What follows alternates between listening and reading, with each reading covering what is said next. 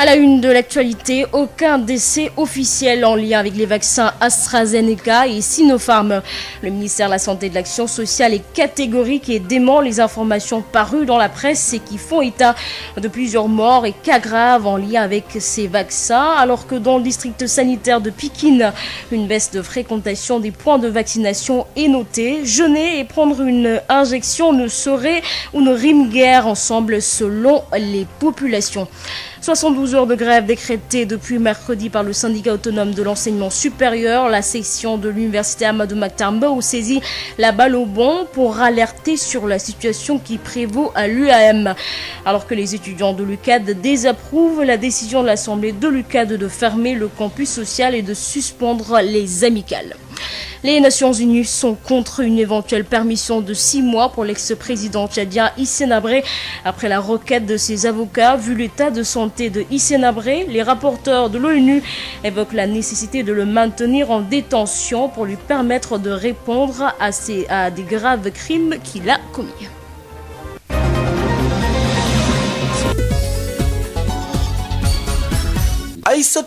À la présentation, Papa Abdoulaye Diaye assure la mise en onde de ce journal. Merci de nous choisir pour vous informer. Aucun décès officiel en lien avec les vaccins administrés depuis le début de la campagne de vaccination contre le Covid-19. 379 900 personnes ont déjà reçu leur dose. Le ministère de la Santé et de l'Action sociale est catégorique et dément les informations parues dans la presse et qui font état de plusieurs morts et cas graves en lien avec le vaccin. Voici les précisions du directeur de la prévention, Dr Elhadj Mamadou Ndiaye. 379 900 personnes ont été vaccinées sur l'étendue du territoire national. Et le ministère de la Santé et de l'Action sociale de préciser que jusqu'à ce jour, aucun décès n'a été lié ou imputé au vaccin ni AstraZeneca, ni au Sinopharm, contrairement à ce qui a été annoncé par un quotidien de la place. On note une baisse de fréquentation dans les points de vaccination contre la Covid dans le district sanitaire de Pikine en ce début de Ramadan. Pour certains, il est inconcevable de jeûner et de prendre une injection. Les autorités sanitaires rassurent et invitent les populations à se faire vacciner car cela ne gâte en rien la pratique du jeûne. Elhadj Moussa Thiam depuis le district sanitaire de Pikine. La vaccination contre la Covid-19 qui avait bien démarré risque d'être perturbée par le mois de Ramadan. Pour certains, la vaccination ne rime pas avec le jeûne, même si les religieux ont confirmé que cela n'a aucun incident sur la pratique. Selon le superviseur du programme élargi de vaccination et de suivi épidémiologique, il ne s'agit pas de supplément en vitamines, mais de prévention, dira Cheikh Amar. Actuellement, nous y sommes.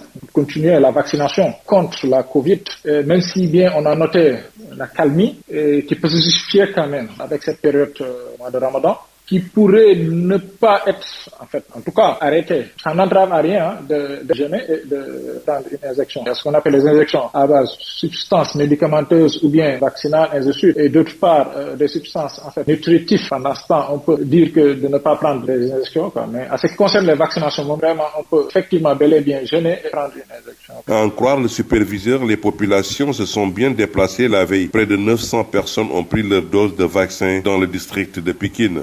Avant-hier, avant de démarrer cette mois de Ramadan, on a pu obtenir presque 900 et quelques doses journalières pour dire que voilà quoi. En tout cas, l'affluence y était quand même. Il y a de cela une semaine voire 2 semaines à l'avance. Et on va continuer de faire la vaccination. Ce dernier invite les populations à se rendre dans les structures de santé pour se faire vacciner afin de faire face à une probable troisième vague, même si on a noté une tendance baissière de la maladie de la Covid-19. Banlieue dakaroise, Elhadj Moussa Thiam, Radio Sud FM. Elhadj Moussa Thiam, depuis le début du Ramadan, la baisse constatée sur le taux de vaccination contre le Covid est une réalité. C'est pourquoi les autorités sanitaires ont procédé à un changement de stratégie et pour s'adapter à la situation actuelle, le ministère de la Santé privilégie la vaccination de nuit qui est d'ailleurs effective dans plusieurs régions. Le docteur Ousmane Gueye est le directeur du SNEPS. Il est joint par Ndeye Mariam Ndiaye. Comme on l'a toujours dit, nous avons une stratégie dynamique et qui s'adapte en fonction du contexte et en fonction de la situation.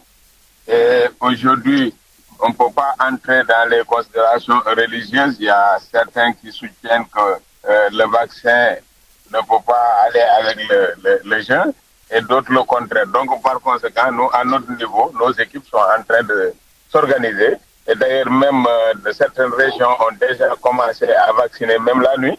Et il y a d'autres qui sont en train de faire les itinérances, c'est-à-dire se déplacer, aller vers la population. Donc, vraiment, vous dire que le ministère de la Santé est en train de s'adapter à la nouvelle situation et à développer vraiment cette stratégie d'aller vers la population et la stratégie quand même de vacciner aussi après la coupure du jeûne. On parle de vaccination dans un contexte où les chiffres officiels sont de manière ascendante dans le pays liés au coronavirus. Le docteur El Hadj Mamadou Ndiaye a auparavant fait le bilan quotidien, 2 décès supplémentaires, 58 nouvelles contaminations dont 37 communautaires, les 24 dans la région de Dakar. Sud FM, l'info, c'est ici. Au lendemain des décisions prises par l'Assemblée de l'université de suspendre ou de fermer le campus social, de suspendre les amicales, les étudiants désapprouvent ces mesures et invitent les autorités à se pencher sur le système de codification et à la réglementation des amicales et collectifs d'étudiants jugés nombreux. Josette Kali. Impensable, à l'UCAD, beaucoup d'étudiants ne cautionnent pas la décision prise par l'Assemblée de l'université. 24 heures après, ils expriment leur désaccord. Cette nouvelle nous a surpris. La situation est déplorable parce qu'actuellement, avant de prendre une décision, il faut consulter le collectif des étudiants parce qu'on ne peut pas prendre une décision sans consulter tout le monde. C'est ça ce qui pose problème. Ça ne nous arrange pas de fermer le campus social. Si on a fermé le campus social, on est obligé aussi de fermer le campus pédagogique. Cette décision qui découle des affrontements entre étudiants de Kekendo et Ndefleng avec la mort d'un ancien étudiant les pousse à demander la réglementation de la mise sur pied des amicales et autres collectifs qui fleurissent chaque année. C'est important de le faire. N'est pas l'idée d'étudiant qui veut. On doit fonder les choses sur des critères pédagogiques, sur des résultats. Quelqu'un qui n'a pas cette légitimité même d'être étudiant ou bien qui n'a plus rien à voir avec le volet pédagogique de l'université ne peut pas diriger les étudiants, ne peut pas être représentant des étudiants. Actuellement, il y a beaucoup de désordre, il y a beaucoup de choses qu'on doit régler. Donc ça, c'est un problème pour moi. Il faut que les autorités prennent leurs responsabilités. C'est-à-dire que ces autorités-là aient le courage simplement de réglementer tout ça. Parce que tout le monde crée des listes, il y a des collectifs un peu partout. Il suffit d'avoir cette fougue-là, d'aller en guerre, combat, etc. Pour moi, là, il y a un problème. Toutefois, ces étudiants interpellent les autorités éducatives sur le système de codification au sein du campus social. C'est anormal, c'est quelque chose qu'on doit déplorer. Il faut que les chefs des pavillons contrôlent les chambres. Entrer dans les chambres, demander les étudiants de les montrer de carte d'étudiant. Des amis, c'est de copinage. Donc, des gens qui sont là, on sait qu'ils sont là, ils ne sont pas des étudiants, mais on les laisse quand même loger dans l'université. Et ça, c'est un problème. Donc il faut une réforme structurelle, une réforme totale sur la question de ces codifications-là et qu'on fonde ça sur le mérite. Il faut qu'on revienne au mérite. Si on veut que l'université, ce temple du savoir, soit respecté, il faut qu'on retourne à la question du mérite. Mais il y a tellement de lits, mais on donne simplement à quelques étudiants le privilège de loger, alors que l'écrasante majorité des autres ne peut pas en bénéficier. Après les tensions notées hier dans l'après-midi, suite aux décisions prises par l'Assemblée de l'université, les étudiants vaquent librement à leurs occupations. Josette Kali, 72 heures de grève décrétées depuis mercredi par le syndicat autonome de l'enseignement supérieur. La section de l'université Amadou Mahtar Mbow saisit la balle au bond pour alerter sur la situation qui prévaut à l'UAM. La coordination a fait face à la presse ce matin pour exiger la reprise immédiate des chantiers et leur livraison avant la rentrée 2021-2022. Les enseignants dénoncent également la disponibilité des textes portant organisation et fonctionnement de l'université. Écoutons Richard Damadiop, coordonnateur de la section SAES de l'UAM avec Babacar Sam. Conformément au mot d'ordre de grève de 72 heures, décrété par le syndicat autonome de l'enseignement supérieur SAES national, la coordination SAES de l'université Amadou Mahtar Mbow, UAM, a tenu le mercredi 14 avril 2021 une assemblée générale. À la sortie de cette assemblée, les points suivants ont été retenus. La coordination SAES de l'UAM exige la disponibilité des textes portant organisation et fonctionnement de l'université Amadou Mahtar Mbow. En effet, après 2 années d'exercice, l'UAM ne dispose toujours pas de statut sur son organisation et son fonctionnement. Pourtant, depuis plusieurs mois, les textes de l'UAM amendés ont été envoyés à la tutelle pour signature sans retour. Alors que Sans les textes, le bon fonctionnement de l'université reste grandement perturbé. La coordination SAES de l'UAM exige également la reprise immédiate des chantiers de l'université à Diamniadio et leur livraison avant la rentrée universitaire 2021-2022. Avec un nombre d'étudiants en constante augmentation, l'UAM, qui se veut une université d'excellence, n'est plus en mesure d'accueillir convenablement ses étudiants. En effet, le campus actuel sur Dakar ne permet pas de répondre aux exigences d'une formation professionnalisante de qualité. Ce point est d'autant plus crucial que sur le site de Diamniadio, qui abrite l'université Amadou Mokhtar Mbow, d'autres infrastructures telles que le stade olympique et le village olympique avancent à grands pas. Donc seule la construction du campus pédagogique de l'IAM est à l'arrêt, ce qui n'est pas normal. 18h12 sur l'ensemble du réseau synchronisé de Sen Radio. Je vous le dis en titre, les Nations Unies sont contre une éventuelle permission de 6 mois pour l'ex-président tchadien Hissène Habré, pendant que le juge d'application des peines examine la demande des avocats d'Hissène Habré pour une autorisation de sortie de prison de 6 mois. 4 rapporteurs de l'ONU sur la promotion de la vérité, de la justice et de la réparation et des garanties de non-répétition sur les exécutions extrajudiciaires ont saisi le Sénégal dans ce sens. Il souligne que le maintien en détention de Hissène Habré est essentiel pour lui permettre de répondre à des graves crimes qu'il a commis et pour garantir l'accès des victimes à la justice et à la réparation, tout en assurant l'intégrité physique du détenu. Une demande de permission de 6 mois motivée par l'état de santé de Hissène Habré qui serait préoccupant selon ses avocats. Pour rappel, en juin 2020, l'ancien président tchadien, condamné en appel à la prison à perpétuité en 2017, avait été retourné en prison à Dakar après l'expiration de son autorisation de sortie de 60 jours délivrée en raison de la pandémie de Covid-19. Élection locale, la balle désormais dans le camp du chef de l'État. L'opposition et le pouvoir n'ont pas trouvé de consensus. Aujourd'hui, on est encore dans des délais car les audits du fichier du processus électoral ne sont pas les dispositions légales. Les parties prenantes doivent trouver une date consensuelle pour les élections. Le directeur exécutif de l'ONG 3D sollicite l'arbitrage du chef de l'État. Moundiaï Sissé, que nous écoutons, il est le directeur exécutif de l'ONG 3D. Il est au micro de Elhaj Malikiaï. Quand on a encore 9 à 11 mois pour la tenue d'une élection, la question des délais, c'est un faux problème. L'article 26 de la Constitution du Sénégal stipule qu'en cas de vacance de poste de président de la République ou empêchement ou quelle que soit la nature, l'élection présidentielle est tenue dans les 60 jours francs. Ça veut dire 2 mois à 3 mois maximum. Mais là, est-ce qu'on nous parle de délai pour tenir ces élections? Alors, pourquoi est-ce que ici on met en avant des délais soi-disant incompressibles? Qui veut peut, surtout qu'on a encore 11 mois devant nous.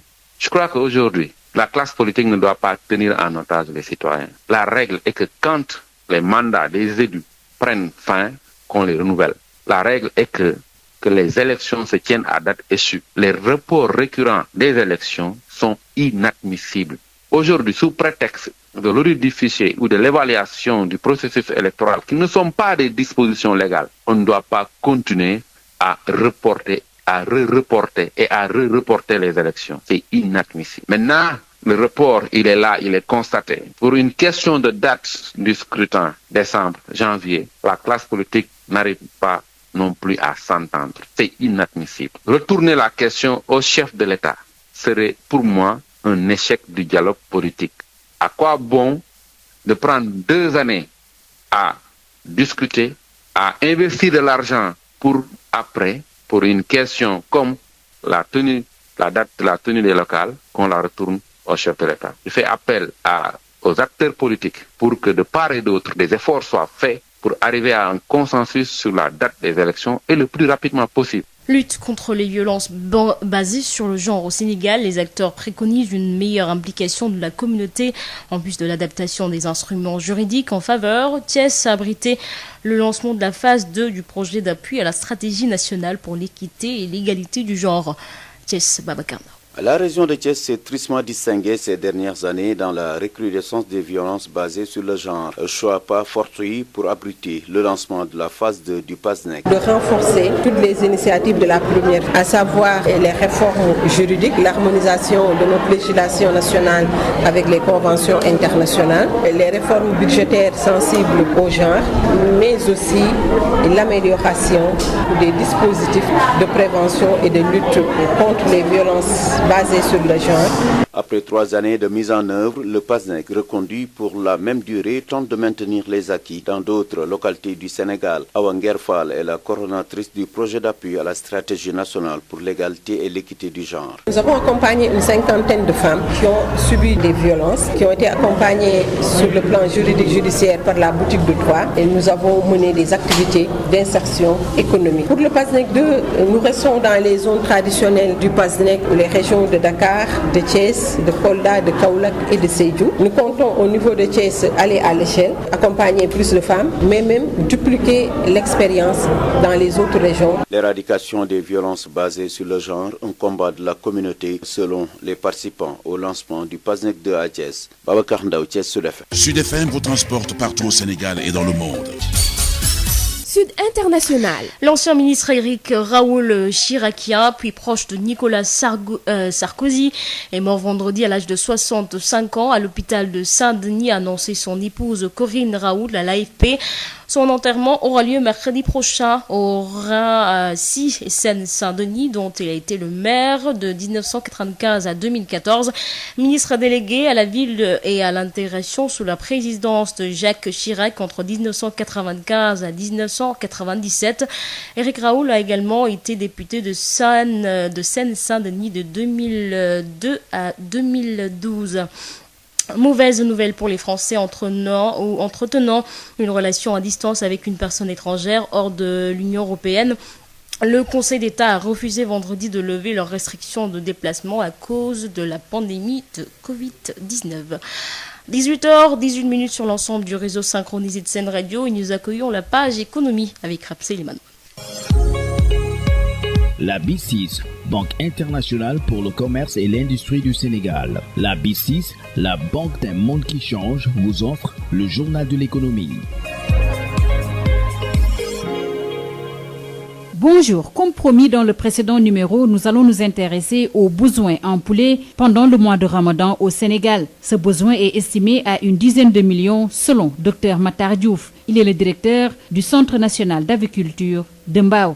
Bonjour Madame Wan. Alors concernant les besoins en poulet pendant le Ramadan, ce besoin peut être estimé à une dizaine de millions de poulets chaque année. Et ces 10 millions de poulets donc sont facilement satisfaits chaque année depuis au moins 5 ans parce que la capacité de production et des couvoirs et des élevages a considérablement augmenté. La capacité de production a augmenté, ce qui fait que les tensions que nous avions il y a quelques années ne se reproduisent plus. J'ai donc bon espoir que cette année 2021, que nous soyons dans la même dynamique et que donc la production suive la demande. Le vétérinaire confirme que l'autosuffisance en poulet est bien une réalité dans notre pays. Bon, ce que je peux dire, c'est que depuis novembre 2005, donc année de la fermeture des frontières aux poulets importés, alors depuis cette année-là, tout le poulet consommé au Sénégal est produit ici. Bon, en plus, les couvoirs qui donc donnent les poussins produisent, bon an mal an, 60 millions de poussins. Alors que la capacité réelle de ces couvoirs-là dépasse les 100 millions. Donc nous avons encore de la marge. Et donc de ce côté-là, je pense qu'il n'y a pas d'inquiétude à se faire. Maintenant, pour accompagner cette autosuffisance-là, de grands investissements ont été faits déjà au niveau des couvoirs, mais aussi au niveau des fabriques d'aliments, et aussi au niveau des fermes, parce que de nombreuses fermes de très très grosse capacité ont été installées au Sénégal. Sud FM vous remercie, Dr Matar Diouf. Je rappelle que vous êtes le directeur du Centre national d'aviculture de Mbao. C'en est tout pour le journal de l'économie. Merci de votre fidélité. La B6, Banque internationale pour le commerce et l'industrie du Sénégal. La B6, la banque d'un monde qui change, vous a offert le journal de l'économie.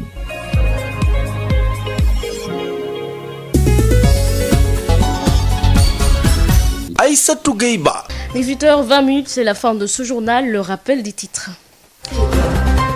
Aucun décès officiel en lien avec les vaccins AstraZeneca et Sinopharm. Le ministère de la Santé et de l'Action sociale est catégorique et dément les informations parues dans la presse et qui font état de plusieurs morts et cas graves en lien avec ces vaccins. Alors que dans le district sanitaire de Pikine, une baisse de fréquentation à des points de vaccination est notée. Jeûner et prendre une injection ne riment guère ensemble selon les populations.